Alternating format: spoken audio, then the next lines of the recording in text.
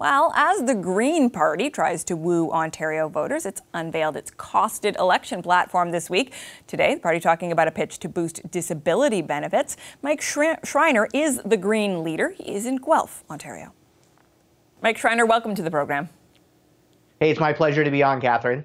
Now, you are promising to double the Ontario Disability Support Payment. You've pointed out that is a much more generous proposal than all the other parties are making. But I do wonder, isn't it easier to be so generous when you are very unlikely to form government?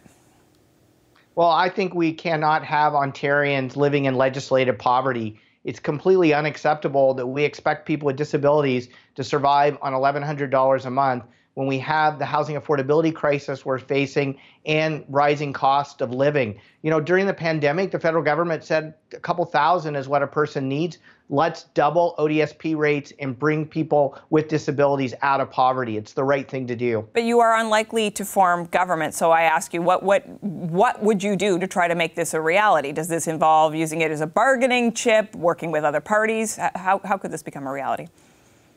Green MPPs will absolutely make it a priority in any negotiations with other parties about forming government. And we've already had an influence on the other parties.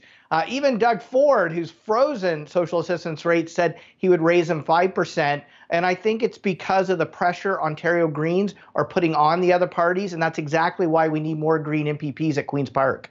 Okay, I want to ask you about another aspect of your platform. You are proposing a retrofit program that would give rebates between $15,000 and $20,000 for people to retrofit their homes for things like heat pumps.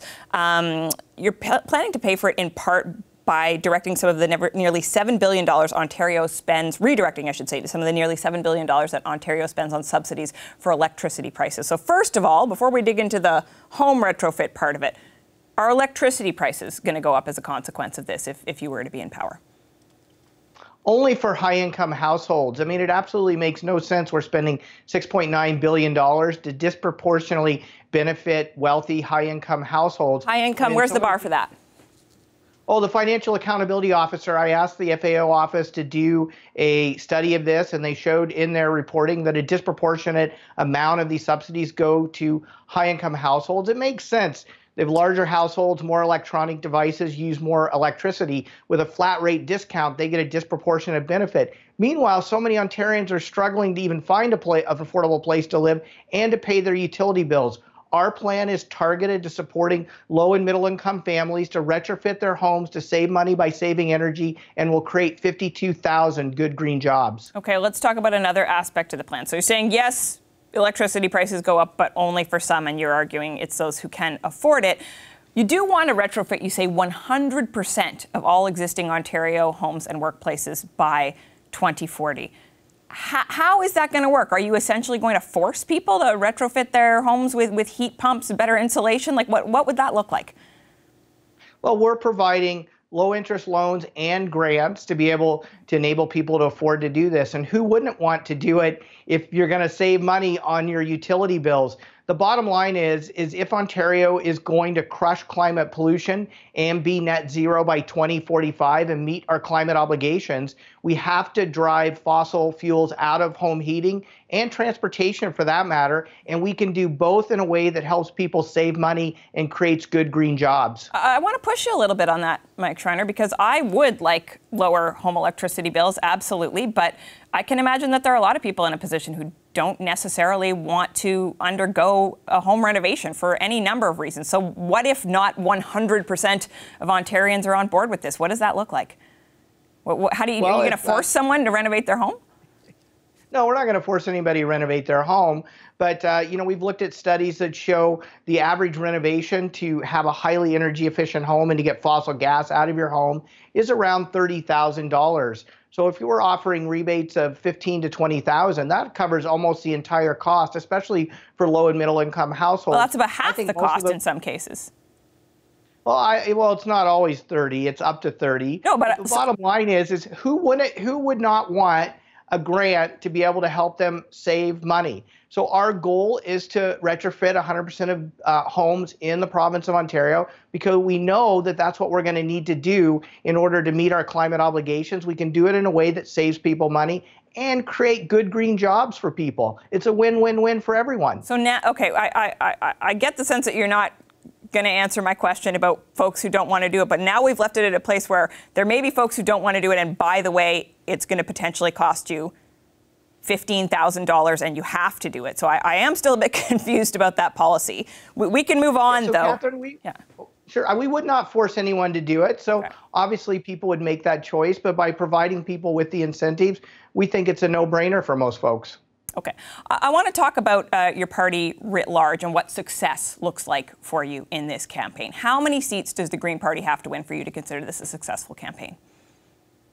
Well, obviously we have one seat at Queen's Park right now, and I think most media observers have said we've punched well above our weight and had an outsized influence at Queen's Park. We want to increase the size of our caucus. I mean, I'm going to be realistic with folks. We're likely not going to go from one seat to forming government. But I think if we have a small caucus of Greens, we can have huge influence at Queen's Park. I mean, 3 Green MLAs in British Columbia held the balance of power in a minority government. We'd like to see ourselves in a similar position after this election. Okay, so grow the caucus, essentially. That's success for you.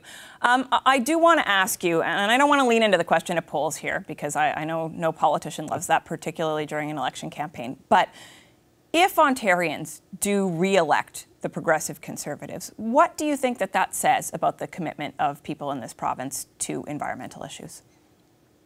Well, first of all, I'd say to people, let's not allow Doug Ford to pave over our future. Let's build homes, not highways. Let's recognize that it's now or never to address the climate crisis. And let's vote for a party like the Ontario Greens, who have a platform that meets the moment.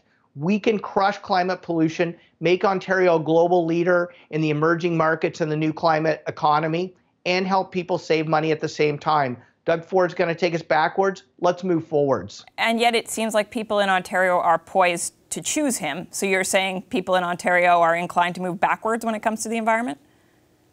Oh, not at all. Catherine, there's 3 weeks left in the election campaign. We haven't even had the major party leader debate on Monday night. There's a lot of room for the polls to move. And as you know, the most important one is the one that's on June 2nd.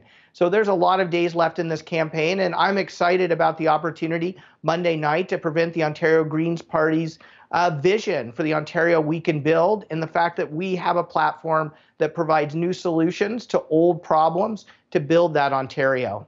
Okay, we're going to have to leave it there. We know you're going to be on the debate stage next week. Looking forward to seeing how it all unfolds. Thank you for your time today. Mike Schreiner, leader of the Ontario Green Party.